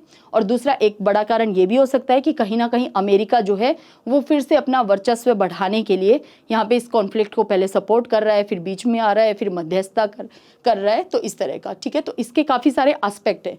कुल मिलाकर यहाँ पे पीएलओ उग्र हो गया। क्यों हो गया? क्योंकि इजिप्ट बाहर निकल गया है पीएलओ से, है ना, यानी पीएलओ को सपोर्ट नहीं कर रहा है। मोहम्मद अनवर अल सादत को ये जो ट्रीटी हुई थी, इसके बदले इसका जो भुगतान है वो अपनी मृत्यु से, अपनी डेथ से चुकाना पड़ा। इनकी हो गई थी हत्या। क्यों हुई थी वो आप समझ सकते हैं, 6 अक्टूबर 1981 को।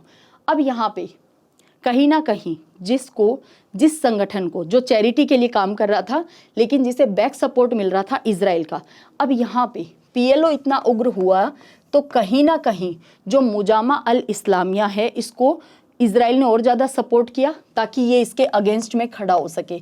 मुजामा अल इस्लामिया को सपोर्ट मिला इजराइल का, ये बात बहुत से इंटेलिजेंस के जो लोग हैं उन्होंने एक्सेप्ट किया है। अमेरिका के CIA के कह सकते हैं, मोसाद के जो रिटायर्ड लोग हैं, इन्होंने बाकायदा इस बात को एक्सेप्ट किया है कि हाँ, जिस तरह से अमेरिका ने अलकायदा को खड़ा किया था, ठीक उसी तरह से हमास को जो खड़ा किया है, हमास जो बना है ये संगठन, ये आतंकवादी ग्रुप, कहीं ना कहीं इसे सपोर्ट किया है इजराइल ने, इजराइल के कारण ही ये बना है। अब यहाँ पे इजराइल को क्या लग रहा था कि मैं सीधा पीएलओ से ना भिड़ करके, और मैं क्या करता हूँ, एक ऐसा ग्रुप, एक ऐसा संगठन बना देता हूँ जो पीएलओ से लड़ता रहेगा। तो यहाँ पे मुजामा अल इस्लामिया को क्या किया, इजराइल ने सपोर्ट किया, और इजराइल ने कहते हैं कि इससे ना खुद पे ही आक्रमण करवाया। कुल मिलाकर फैक्ट ये है कि मुजामा अल इस्लामिया ने 2 सैनिक मार दिए इजराइल के। इजराइल को मौका मिल गया पीएलओ पे आक्रमण करने का, और यहाँ पे 1987 के अंदर इजराइल ने अटैक कर दिया पीएलओ पे। और इस बार क्योंकि इजिप्ट ऑलरेडी बाहर निकल चुका था, इजिप्ट ने इजराइल के विरोध में भी कुछ नहीं किया, यहाँ पे पीएलओ को लगभग इजराइल ने खत्म करने की कगार पे ले आया था। और पीएलओ का लीडर कौन था? Yasser Arafat. अब यहाँ पे पीएलओ, इसे कहा जाता है फर्स्ट इंतिफादा। यहाँ पे फिर से स्टार लगाना, इसे कहते हैं फर्स्ट इंतिफादा। ये लड़ाई चलती रही। अब अमेरिका ने फिर से इंटरवेंशन किया, यहाँ पे फिर से मध्यस्थता करने की कोशिश की और इजराइल को कहा कि अब तो 1987 के बाद तो पीएलओ भी लगभग खत्म हो चुका है, तो अब तुम एक काम करो, तुमने इतना ज़्यादा एरिया कैप्चर कर रखा है, किसी तरह से इसका अब सॉल्यूशन ढूंढते हैं, कुछ बाउंड्री बनाते हैं, यहाँ पे कुछ और तरीके के फॉर्मेट को सेट करते हैं, कोई सिस्टम क्रिएट करते हैं ताकि ये कॉन्फ्लिक्ट आगे ना बढ़े। तो यहाँ पे फिर इजराइल ने कहा ठीक है, तुम बात करके देख लो। अमेरिका ने यासिर अराफात को बाकायदा बुलाया खुद के पास और यासिर अराफात से बात की, और इसके बाद में इजराइल और यासिर अराफात के बीच में एक अकॉर्ड साइन हुआ, ओस्लो अकॉर्ड। उसके बारे में अभी हम पढ़ लेते हैं। देखिए यहाँ पे अब आपको दिखाई दे रहा है ओस्लो अकॉर्ड क्यों हुआ। 1987 में इजराइल बहुत ज़्यादा हावी हो चुका था, पीएलओ बहुत ज़्यादा ख़त्म होने की कगार पे था। ऐसे में अमेरिका ने मध्यस्थता की और यासिर अराफात से कहा कि तुम्हें हम पैलेस्टाइन का प्रेसिडेंट बनाएंगे, बाकायदा वहाँ पे इलेक्शन होगा, तुम लोगों की बाउंड्री सेट होगी। लगभग 4-5 सालों में जो पहले की बाउंड्री लाइन थी उसी को वापस से बनाया जाएगा, और इजराइल जो है वो गाजा से, वेस्ट बैंक से यहूदियों को वापस ले लेगा। और जब इजिप्ट के साथ ट्रीटी हुई थी तो सिनाई पेनिनसुला, जिस पे पहले कब्जा किया था इजराइल ने, उसको भी छोड़ दिया था इजराइल ने। ठीक है, तो अभी लोकेशन में हम फिर से उसे देख लेंगे। अब यहाँ पे ओस्लो अकॉर्ड क्यों हुआ था, किन परिस्थितियों में हुआ था, किन के बीच में हुआ था, ये बात आई होप आपको याद रहेगी। ओस्लो अकॉर्ड हुआ था, ये भी 2 हुए थे। फर्स्ट ही ज़्यादा इंपॉर्टेंट रहता है, वाशिंगटन डीसी में 1993 में पहले नीचे मीटिंगें चली थी, और इसके बाद ताकि ना किसी तरह की उग्रता ना आ जाए वहाँ के लोगों में कि भाई यासिर अराफात वहाँ क्यों जा रहे हैं, उससे इजिप्ट से इससे मित्रता क्यों कर रहे हैं, इजराइल से किसी तरह की ट्रीटी क्यों कर रहे हैं, नहीं हम तो लड़ेंगे, तो कहीं धार्मिक रूप से ये और ज़्यादा उग्रता ना आ जाए, तो इसलिए नीचे बात चली। और फाइनली जब ये साइन हो गया तब ये अकॉर्ड लोगों के सामने आया। इसके बाद में सेकंड अकॉर्ड, इसमें कुछ और कंडीशंस एग्रीमेंट्स हुए। इसे तबा इजिप्ट में किया गया था 1995 में, तो ध्यान दोनों ही रखने हैं, आपको पूछा जा सकता है। The Oslo accord are a pair of agreements between Israel and the Palestine liberation organization. जो पीएलओ बना था 1964 में, इसी पीएलओ के लीडर यासिर अराफात आपको दिखाई दे रहे हैं, ये इजराइल के लीडर दिखाई दे रहे हैं, और ये अमेरिका के बिल क्लिंटन आपको दिखाई दे रहे हैं। आप इसे प्रॉपर मैनर में पढ़ भी सकते हैं। अब ओस्लो अकॉर्ड हो गया। अब इसके बाद लग रहा था अब शायद इजराइल और पैलेस्टीन के बीच में शांति बन जाएगी। 5 साल का समय दिया गया था। 5 साल का मतलब 1993 में साइन हुआ, 1998 तक का वक्त था इजराइल के पास कि जितना भी आपने कैप्चर किया हुआ एरिया है उसको छोड़ो और आराम से इलेक्शन करवाओ वहाँ पे, और यासिर अराफात को प्रेसिडेंट बनवाओ। ये काम अमेरिका ने खुद के जिम्मे लिया। CIA ने कहा हम ये करेंगे तुम्हारे लिए ये काम।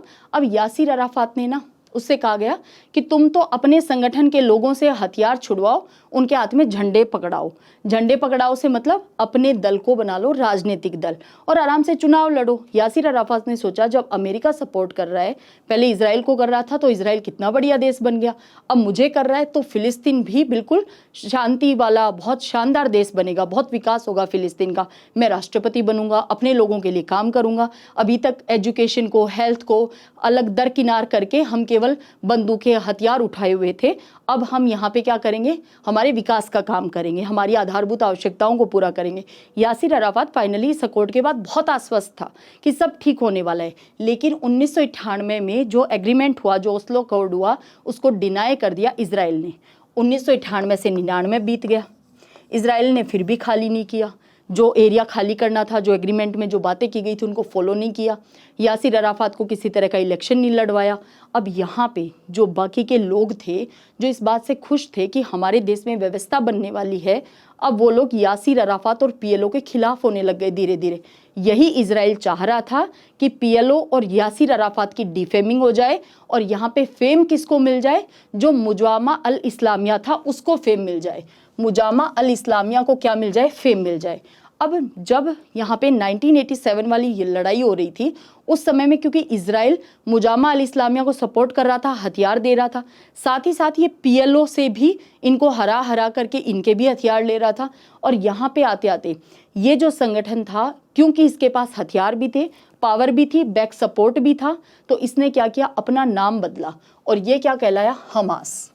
हमास की फुल फॉर्म क्या है, हरकत अल मुकवामा अल इस्लामिया। ये क्या है, इस्लामिक रेजिस्टेंस मूवमेंट। तो ये बन गया हमास। और धीरे धीरे इस हमास में जो इजराइल का सपोर्ट इसको मिल रहा था, तो इसमें क्या थे, दो धड़े बनने स्टार्ट हुए, इसमें पार्टीशन होना स्टार्ट हुआ। एक वो धड़ा जो ये कह रहा था, यानी पर्टिकुलर लोगों का ग्रुप जो ये कह रहा था कि हमास को सपोर्ट करने के पीछे, हमें हथियार, हमें पैसा देने के पीछे इजराइल का हाथ है, तो हमें इजराइल की बात माननी चाहिए। और दूसरा वो ग्रुप बन गया लोगों का जो ये कहता था कि इजराइल ने हमें केवल यूज़ लिया है। पहले इजराइल ने हमें कहा कि तुम वेलफेयर का काम करो, फिर इजराइल ने हमें कहा तुम हथियार लो, फिर इजराइल ने हमें कहा तुम पीएलओ के अगेंस्ट लड़ो, अब इजराइल हमें कह रहा है कि तुम जो पीएलओ है उसके अगेंस्ट चुनाव लड़ो। तो केवल और केवल इजराइल हमें बेवकूफ़ बना रहा है और हमारा यूज़ कर रहा है खुद के इंटरेस्ट में। तो एक ये ग्रुप बन गया, कुल मिलाकर के दो ग्रुप बन गए। और यानी हमास जो है, जिसमें हथियारों वाला आतंकवादी संगठन जिसको घोषित किया गया है, उन लोगों को धीरे धीरे समय के साथ बाद में सऊदी अरब और ईरान ने सपोर्ट करना स्टार्ट कर दिया। और ये वही संगठन है जिसको एक समय में इजराइल ने सपोर्ट किया था। उसमें ही पार्टीशन होकर दो धड़े, दो ग्रुप निकले। उन्हीं में से एक ग्रुप पूरी तरह से आतंकवादी ग्रुप है, जो कि जिसने अभी 2023 में, इससे पहले 2021 में और कंटिन्यूस मैनर में इजराइल पे कंटिन्यूस अटैक करता आ रहा है। लेकिन इस अटैक करने से पहले यहाँ पे चुनाव लड़ा है बाकायदा हमास ने। अब हमास ने, क्योंकि इजराइल खुद चाह रहा था कि भाई पीएलओ की डिफेमिंग हो, यासिर अराफात की डिफेमिंग हो, तो ऑब्वियसली बात है किसी की डिफेमिंग होगी तो कोई तो फेमस होगा। तो यहाँ पे हमास फेमस हो रहा था, ये संगठन, ये ग्रुप फेमस हो रहा था। अब यहाँ पे मोसाद जो है वो पहले तक हमास को सपोर्ट कर रहा था। अब यहाँ पे जो 1993 में जो ओस्लो अकॉर्ड हुआ, 1998 में इसको इम्प्लीमेंट कर देना चाहिए था, नहीं किया। 1999 बीत गया, किसी तरह के यासिर अराफात के लिए कोई इलेक्शन नहीं करवाया गया, इजराइल ने कोई जगह खाली नहीं की। इसके बावजूद यहाँ पे यूएन कंटिन्यूस मैनर में कहता रहा। इन सब के बावजूद इजराइल ने क्या किया, इजराइल के लीडर सन 2000 में जो जेरूसलम है, उसमें जो अलक्सा मस्जिद है उसके सामने जाकर के एक ऐसा स्पीच दे दिया जिससे पीएलओ और भी ज़्यादा उग्र, यहाँ पे बहुत ज़्यादा आतंक का माहौल, या आप यूं कहिए बहुत ज़्यादा यहाँ पे दंगे फसाद और बढ़ गए। कुल मिला के 2000 में जहाँ शांति स्थापित हो जानी चाहिए थी, यहाँ पे क्या हुआ है, बिल्कुल रिवर्स में काम हुआ। यहाँ पे दंगे और ज़्यादा भड़क गए। अब फिर से यूएन ने इंटरवेंशन किया, फिर से मध्यस्थता करने की कोशिश की और सन 2000 से 2005 तक का समय दिया कि इलेक्शन करवाओ और किसी भी तरह से जो ओस्लो अकॉर्ड हुआ था, जो व्यवस्था की जानी चाहिए थी, उसको करो। तो इजराइल ने कहा ठीक है, इस बार मैं 5 साल के समय में पूरी तरह से गाजा से, वेस्ट बैंक से यहूदियों की जो आबादी है उसको बाहर निकाल लूँगा और प्लस में जिस तरह से इलेक्शन होने हैं वो सारा प्रोग्राम वैसे का वैसे रहेगा जैसा कि हमने तय किया था। लेकिन ये जो 2000 में भाषण दिया था जिसकी वजह से बहुत ज़्यादा उग्रता बढ़ गई थी, उसी को कहते हैं सेकंड इंतिफादा, जो कि चला था सन 2000 से 2005 तक। अब इसी बीच में 2004 के अंदर यासिर अराफात की हो गई थी मृत्यु। यासिर अराफात की मृत्यु हो गई और यासिर अराफात ही मेन लीडर था पीएलओ का। इसके बाद में यहाँ पे मोहम्मद अब्बास जो है वो लीडर बना और यहाँ पे इलेक्शन भी बाकायदा करवाए गए। लेकिन यहाँ पे CIA को, अमेरिका को, सबको लग रहा था, लगभग सभी देशों को, कि भी फिलिस्तीन ने, यासिर अराफात ने इतने सेक्रीफाइस किए, इतने युद्ध लड़े अपने लोगों के लिए, इतने वॉर, इतना सब कुछ झेला है, तो जीतनी तो पीएलओ ही चाहिए। पीएलओ क्या बन चुकी थी, ये पैलेस्टाइन अथॉरिटी बन चुकी थी। और फतेह क्या बन गई थी, एक पॉलिटिकल पार्टी बन गई थी। फतेह जो मिलिटेंट ग्रुप हुआ करता था वो एक पॉलिटिकल पार्टी बन गया था। कब, 1993 में ओस्लो अकॉर्ड के बाद में। अब यहाँ पे सबको लग रहा था फतेह जीतेगी, जो पीएलओ का सेक्रीफाइस है वो पीए के काम आएगा, मोहम्मद अब्बास चुनाव जीतेगा। लेकिन हुआ जस्ट उलट, हमास चुनाव जीत गया। Tension between Fatah and Hamas began to rise in 2005 after the death of Yasser Arafat. 2004 में जब डेथ हो गई उसके बाद जो फतेह और हमास थे वो और ज़्यादा आपस में इनके विवाद बढ़ गए थे। पैलेस्टाइन में इलेक्शन हुए, इलेक्शन में जीत हुई हमास की, ये बात है 2006 की। 25 जनवरी 2006 को जब चुनाव हुए, हमास की जीत हुई। इसके बाद फतेह और हमास की लड़ाई और भी बढ़ गई। अब आपको धीरे धीरे इस बात को समझ आ गया होगा, ये बात आपको प्रॉपर मैनर में समझ आ गई होगी कि इजराइल और पैलेस्टाइन के बीच का जो कॉन्फ्लिक्ट था वो किस तरह से फतेह और हमास में भी बंट गया था। अब फतेह और हमास आपस में ही लड़ रहे थे। दोनों इस्लाम धर्म को मानने वाले हैं। हमास को आतंकवादी ग्रुप जो है वो आतंकवादी संगठन घोषित कर रखा है। 2006 में सऊदी अरब ने यहाँ पे फिर से मध्यस्थता करने की कोशिश की। फतेह और हमास को कहा ये लड़ाई बंद करो, इससे कुछ नहीं होने वाला है, तुम दोनों ही इस्लाम को मानने वाले हो, यहाँ पे इस्लामिक लोग हैं, मुसलमान लोग हैं, इनके लिए काम करो, तो साथ में यूनिटी में एक गवर्नमेंट फॉर्म कर लो। तो इन लोगों ने किया भी, पर ये गवर्नमेंट 1-1.5 महीने भी नहीं चल पाई। नेशनल यूनिटी गवर्नमेंट फॉर्म हुई, लेकिन इनके विचार इतने अलग अलग थे कि ये एक साथ में काम कर ही नहीं पाए। लेकिन इन सब में हुआ क्या कि जो गाजा वाला इलाका है, जो अभी हम वापस से मैप में देख लेंगे, जो इजिप्ट के लगा हुआ गाजा स्ट्रिप है, उस गाजा स्ट्रिप में पूरी तरह से हमास ने अपना कंट्रोल जमा लिया। और जो वेस्ट बैंक वाला इलाका है, जो जॉर्डन रिवर के वेस्ट में है, जो किसी समय तक जॉर्डन का ही हिस्सा हुआ करता था, तो जो वेस्ट बैंक पे पूरी तरह से कंट्रोल कर लिया फतेह ने। ये बात आपको ध्यान रखनी है। हमास ने गाजा पे, फतेह ने वेस्ट बैंक पे अपना कंट्रोल कर लिया था। इजराइल और हमास के बीच में संघर्ष क्यों बढ़ा? क्योंकि अब ये फतेह और हमास का क्या इनकी कहानी, क्या इनकी स्टोरी थी, ये तो समझ में आ गई। और चुनाव के बाद भी किस तरह से इनके कन्फ्लिक्ट बढ़ते ही गए, विवाद बढ़ता ही गया, ये भी समझ में आ गया। हमास को एक समय तक जब इजराइल मोसाद पूरी तरह से सपोर्ट ही कर रहा था, वहाँ का इंटेलिजेंस है ना इजराइल का मोसाद, तो वो भी कंटिन्यूस सपोर्ट कर रहा था। तो ऐसे में फिर हमास ये किस तरह से बदला, इजराइल के अगेंस्ट क्यों हुआ, इजराइल पे ही आज के समय में वॉर क्यों कर रहा है? क्योंकि हमने ये देखा था आफ्टर 1987 धीरे धीरे इसमें 2 ग्रुप बनने स्टार्ट हो गए, एक फेवर में और दूसरा इजराइल के अगेंस्ट में। तो जो इजराइल के अगेंस्ट वाला ग्रुप था उसको सऊदी अरब ने और ईरान ने सपोर्ट देना, पैसे देना, हथियार देना, ये सब देना स्टार्ट कर दिया था, क्योंकि वो इजराइल के अगेंस्ट हो रखा था। और इसी ने अभी प्रेजेंट वाला भी आक्रमण किया है। इजराइल और हमास के बीच में संघर्ष काफ़ी बार हुआ है, काफ़ी ऑपरेशंस चलाए हैं। इसके अलावा हम जानते हैं 1972 जो म्यूनिख ओलंपिक हुए थे, उसके बारे में भी हम जानते हैं। इजराइल के 11 खिलाड़ियों को किस तरह से मार दिया गया था। इसके अलावा 1976 जब इजराइल के प्लेन को हाईजैक कर लिया था, फिर किस तरह से उसे छुड़वाया गया था, ये अलग घटनाएं हैं। आज हमने ये पूरा एस्पेक्ट किस पे जाना है कि यहूदी, इसके अलावा जो इस्लाम को मानने वाले लोग हैं, इसके अलावा ये हमास कैसे क्रिएट हुआ, तो यहूदी और मुसलमानों में क्या कॉन्फ्लिक्ट है, क्या विवाद का विषय है, किस तरह से इस ज़मीन पे पहले यहूदी थे इस एरिया में, फिर यहाँ पे इस्लाम धर्म को मानने वाले बढ़ गए, अब ये दोनों किस तरह से आपस में झगड़ रहे हैं, इस बात को जान लिया। इजराइल और हमास किस तरह से अस्तित्व में आया, ये बात जानी। हमास के साथ ये ऑपरेशंस बार बार आपको दिखाई दे रहे हैं। 2008-9 में, 2006 में चुनाव हुए थे, 8-9 में फिर से झगड़ा, 12 में फिर से, 14 में फिर से, 21 में पूरी दुनिया कोरोना से उबरने का प्रयास कर रही थी, 21 में भी इनका झगड़ा, 2021 में भी तनाव। और इस तनाव का कारण क्या था? यरूशलेम में इजराइल ने जो नीतियां, जो पॉलिसी लागू की थी उसके चलते। देखिए, यूनाइटेड नेशन ने यरूशलेम को और गोलन हाइट्स को बाकायदा इजराइल का ही पार्ट घोषित कर दिया है, ठीक है। तो यहाँ पे क्योंकि यरूशलेम को लेकर के एक समय में लड़ाई थी 1948 में। क्या लड़ाई थी? इजराइल चाहता था मैं यरूशलेम को अपनी राजधानी बनाऊं, पैलेस्टाइन चाह रहा था मैं अपनी राजधानी बनाऊं। यूनाइटेड नेशन ने इंटरफेयर करते हुए इस 35 एकड़ जमीन को, क्योंकि ये 3 बड़े धर्मों, यानी 3 बड़े तो नहीं, 3 धर्मों कह लीजिए, क्योंकि यहूदी तो संख्या में बहुत कम है ना, तो यहाँ पे इस्लाम, इसके अलावा ईसाई और यहूदी, इन तीनों धर्मों का ये बहुत पवित्र स्थान है यहाँ पे। तो यहाँ पे इसके नाते क्या है कि ये 35 एकड़ जमीन जो है वो यूनाइटेड नेशन ने अपने अंडर में ली और इसका संरक्षण जॉर्डन को दे दिया था, ठीक है। लेकिन यरूशलेम अभी किसके अंडर में, कंट्रोल में है? इजराइल के। शेख जर्राह से फिलिस्तीनी परिवारों की बेदखली यहाँ पे की गई थी। अल अक्सा मस्जिद परिसर तक, देखिए यहाँ पे कारण हम जान रहे हैं सॉरी, कारण क्या था? कारण था यरूशलेम में इजराइल की नीति। और वो नीति क्या थी? नीति ये थी कि शेख जर्राह, ये जो जगह है, यहाँ से फिलिस्तीनी परिवारों को बेदखल करना चाह रहा था, निकालना चाह रहा था इजराइल।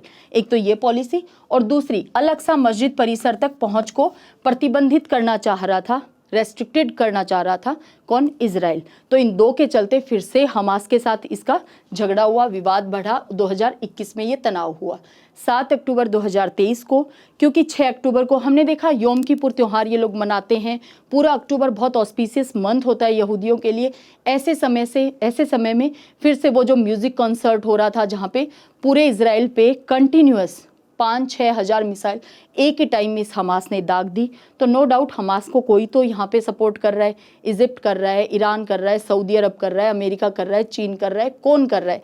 रशिया कर रहा है। क्या रशिया और यूक्रेन वॉर को कहीं ना कहीं उसको थोड़ा सा छिपाने के लिए या उससे ध्यान हटाने के लिए क्या इस झगड़े को स्टार्ट करवाया गया है? तो बहुत सारे एस्पेक्ट हैं, कुछ एस्पेक्ट को तो हमने बाकायदा देखा है कि क्या एस्पेक्ट हो सकते हैं, है ना।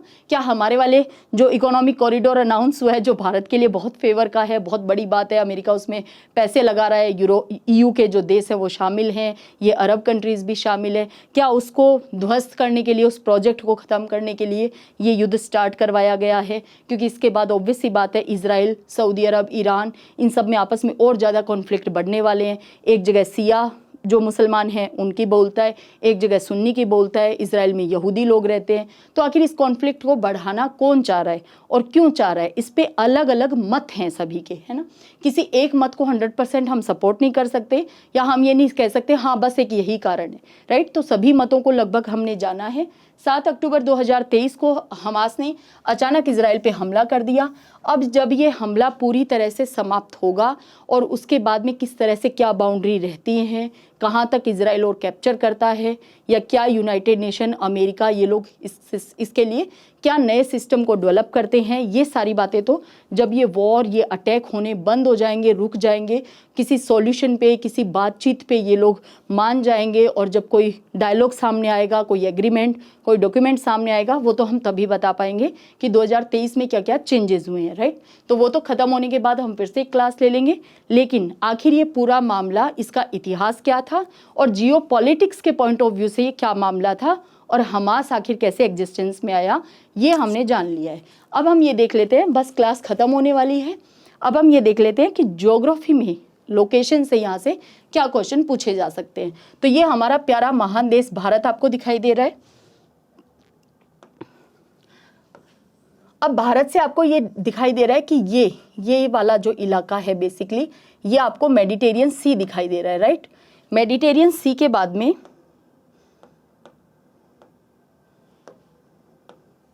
ये आपको मेडिटेरियन सी, ये आपको पूरी तरह से अफ्रीका कॉन्टिनेंट दिखाई दे रहा है, ये आपको लाल सागर यहाँ पे दिखाई दे रहा है, ये सऊदी अरब है, ये है ईरान, ठीक है। इसको थोड़ा सा जूम करके देखते हैं इस वाले एरिया को, इम्पॉर्टेंट एरिया है। अब बहुत प्रॉपर मैनर में आपको दिखाई दे रहा है। देखिए ये रेड सी आपको दिखाई दे रहा है, ये स्वेज कैनाल आपको दिखाई दे रही है, ये अकाबा की खाड़ी आपको दिखाई दे रही है। इसके अलावा ये मेडिटेरियन सी, ये इजिप्ट वाला पार्ट है, और ये वाला जो पार्ट है ये है सिनाई पेनिनसुला, ये है सिनाई प्रायद्वीप। ये आपको इजराइल दिखाई ही दे रहा है यहाँ तक। ये रेड कलर से जो दिख रहा है ये लेबनान है, ये ग्रीन कलर से सीरिया, ये आपको जॉर्डन दिखाई दे रहा है। तो अगर पूछा जाए इजराइल अपनी बाउंड्री कैसे शेयर करता है, तो आपको दिखाई दे रहा है कि इजराइल के वेस्ट में तो क्या है, मेडिटेरियन सी से बाउंड्री लग रही है। इजराइल के अगर उत्तर में देखें तो लेबनान है, उत्तर पूर्व में अगर देखें, नॉर्थ ईस्ट में देखें तो सीरिया है, ईस्ट की तरफ देखें तो जॉर्डन इसके लग रहा है, और अगर हम दक्षिण पश्चिम की बात करें तो ये सिनाई प्रायद्वीप आपको दिखाई दे रहा है। तो ये बाउंड्री किसके साथ लग रही है ये भी समझ में आया। साथ ही साथ अब एक बार बाउंड्री देख लेते हैं गाजा पट्टी की और साथ ही साथ में वेस्ट बैंक की। तो देखिए यहाँ पे क्या है, ये जॉर्डन रिवर है बेसिकली। जॉर्डन रिवर के ही क्या है कि ईस्ट में ईस्ट बैंक, वेस्ट में वेस्ट बैंक। तो जॉर्डन के हिसाब से इसका नाम क्या था, वेस्ट बैंक था। ये ठीक वैसी ही बात है जैसे भारत में जब बंगाल का विभाजन इन अंग्रेजों ने किया। देखिए ये सारी समस्याओं को कहीं ना कहीं अगर स्टार्ट नहीं किया तो बढ़ाया जरूर है इन ब्रिटिशर्स ने। इन ब्रिटेन वालों पे समय रहते कभी इन्होंने ध्यान नहीं दिया कि, और हम कहते हैं ना ये बहुत विजनरी लोग थे।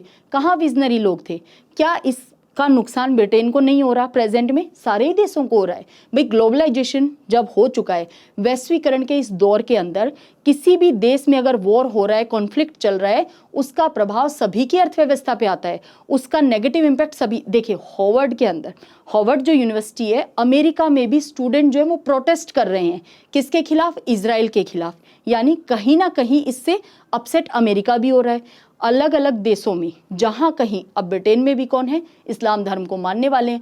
अब सभी इस्लामिक कंट्री जो OIC के अंदर 57 कंट्रीज हैं, और अलग अलग देशों में जितने भी इस्लाम धर्म को मानने वाले लोग हैं, वो सभी कहीं ना कहीं सपोर्ट कर रहे हैं पैलेस्टीन का नहीं, प्रेजेंट में हमास का।